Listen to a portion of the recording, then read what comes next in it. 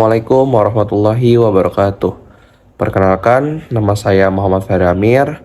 Saya dari kelas 13. Teman-teman yang dirahmati Allah Subhanahu wa taala, pada hari ini kita akan berbicara mengenai suatu amalan yang paling penting setelah syahadat. Satu amalan yang membedakan antara seorang mukmin dan yang bukan.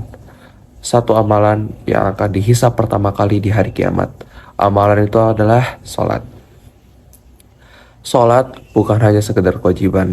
Salat adalah hubungan langsung antara hamba dengan Robnya. Dalam sehari, Allah memanggil kita 5 kali.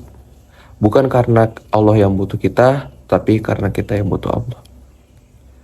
Coba kita renungkan, ketika kita memiliki seorang kekasih yang kita sayangi, lalu seseorang itu jarang menghubungi kita. Terasa membingungkan bukan? Terasa hampa bukan? Begitu pula dengan Allah jika kita jarang melakukan sholat, sering menunda sholat, bahkan meninggalkan sholat, maka hubungan kita dengan Allah pun bakal terasa jauh. Padahal dalam Al-Quran Allah sudah menyebutkan dalam surat Al-Ma'un, fawailul lil musallin alladzina hum an salatihim sahun. Celakalah bagi orang-orang yang sholat, yaitu mereka yang lalai dalam sholatnya. Bukan yang tidak sholat. Lalai pun sudah Allah peringatkan, apalagi yang meninggalkan. Teman-teman, banyak orang rasa hidupnya itu berat, hatinya gelisah, masalah datang bertubi-tubi.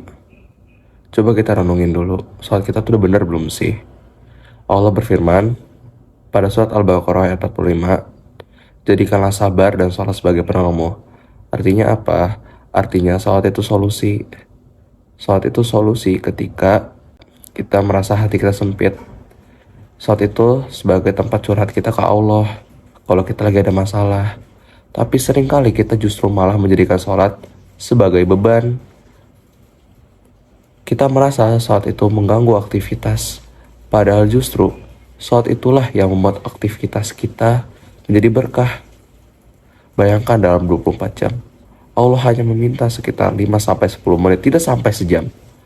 Tapi kadang kita malah justru memikirkan bahwa sholat itu sebagai beban. Kita bisa berjam-jam scroll media, kita bisa berjam-jam menonton, kita bisa berjam-jam nongkrong. Tapi ketika azan berkumandang, kita malah mengontarkan kata-kata nanti dulu. Teman-teman, menunda sholat itu bukan kebiasaan kecil. Itu tanda hati kita mulai lalai. Sholat adalah tiang agama. Bangunan, kalau misalkan punya tiang, kalau tiangnya roboh, maka bangunannya juga bakalan roboh. Begitu pula dengan sholat. Kalau sholatnya rusak, maka amalan-amalan lain juga bakal ikutan rusak. Rasulullah SAW bersabda, amalan yang pertama kali akan dihisab pada hari kiamat nanti adalah sholat.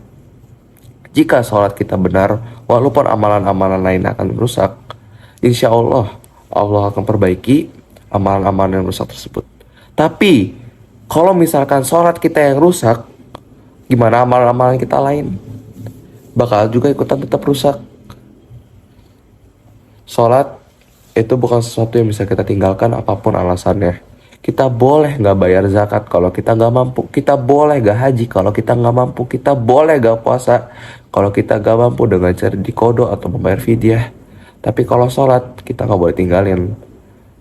Kalau misalkan kita dalam sebuah perjalanan sebagai musafir, kita tidak sholat, kita boleh kita jamak sholat tersebut. Kalau misalkan kita mau sholat keluar rumah, tetapi ada uzur-uzur tertentu seperti badai, hujan, ataupun angin tofan, boleh kita laksanakan sholat di rumah. Kalau kita nggak bisa melaksanakan sholat dengan berdiri, bisa kita laksanakan dengan duduk ataupun berbaring. Tidak ada alasan untuk kita tidak melaksanakan sholat karena saking pentingnya ibadah ini. Allah nggak mau kita memutuskan Allah. Orang yang meninggalkan sholat berarti telah memutuskan hubungannya dengan Allah. Gimana rasanya kita diputusin tanpa alasan yang jelas?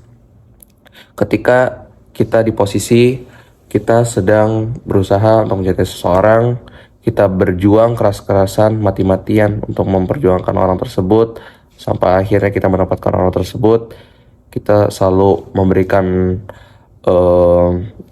perilaku ataupun sikap yang lebih kepada orang tersebut. Kita rela berkorban kepada orang tersebut, kita memberikan hak dan segalanya kepada orang tersebut, tapi tiba-tiba dia ngajakin putus tanpa alasan yang jelas.